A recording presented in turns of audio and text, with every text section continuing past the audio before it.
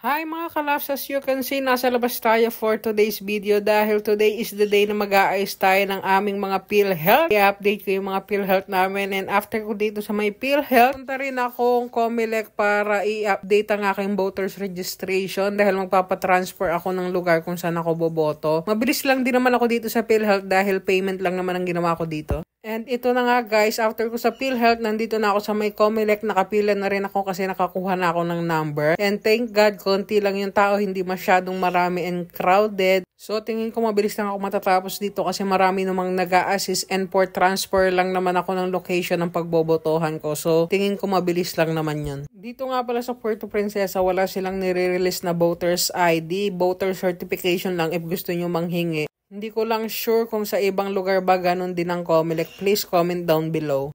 Dahil nga natapos din ako agad sa PhilHealth and Comelec, nandito naman ako ngayon sa Suzuki para bilhan ng parts yung motor ko. Kasi sabi ni Renren, kailangan na daw palitan yung belt ng motor ko.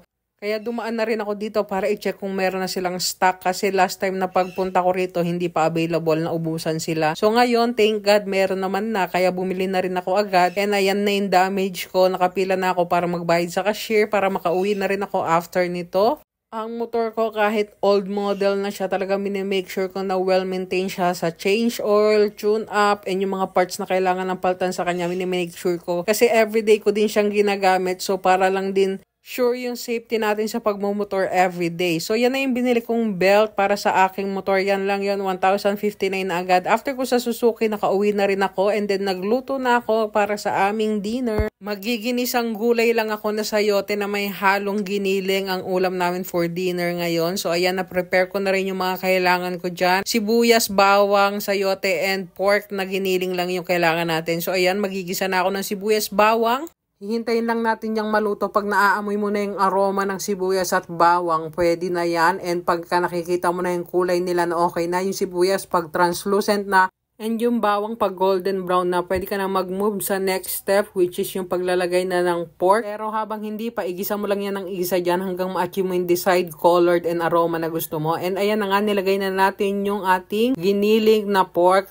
Lulutuin lang natin yan dyang mabuti kasi frozen pa yan, galing pa yun sa freezer namin. So hahayaan na lang natin yung maluto dyan. And habang ginigisa natin yung mga giniling dyan kasama ng ating mga aromatics, kayo guys, anong mga ulam niyo for today's video? Kami, gulay muna with partner na fried chicken. Ang fried chicken si Manilang nagluto. Itong gulay lang ang lulutuin ko. And ayan na nga, luto na ang ating giniling. Nawala na rin yung mga buo-buo dyan gawa sa frozen niya. And ang gusto ko dyan, yung talagang gisang-gisa siya. Yung medyo lalabas na yung mga mantika ng giniling natin bago ko ilagay yung mga gulay natin para talaga ma-extract yung flavor sa giniling. Habang ginigisa natin ang giniling, dito na rin ako maglalagay ng mga pampalasa like paminta. Ayan, nilalagyan ko na siya ng mga paminta. Marami akong nilalagay ng paminta kasi mahilig ako sa paminta. And feeling ko, nakakapagpasarap talaga siya ng niluluto. Although para sa iba, parang wala lang siya nagagawa. And ayan ang ginagamit kong pampalasa. Instead of asin, laging patis ang ginagamit ko as pampalasa. Para lang sa akin, malasa siya kaysa sa asin ang nilalagay. Parang may kasama na siyang ibang lasa na nadudulot sa pagkain. Pareho din ba tayo guys na instead of asin, patis ang ginagamit? Then after ko maglagay ng paminta at patis dyan, igigisa-gisa ko lang yan hanggang ma-extract natin yung oil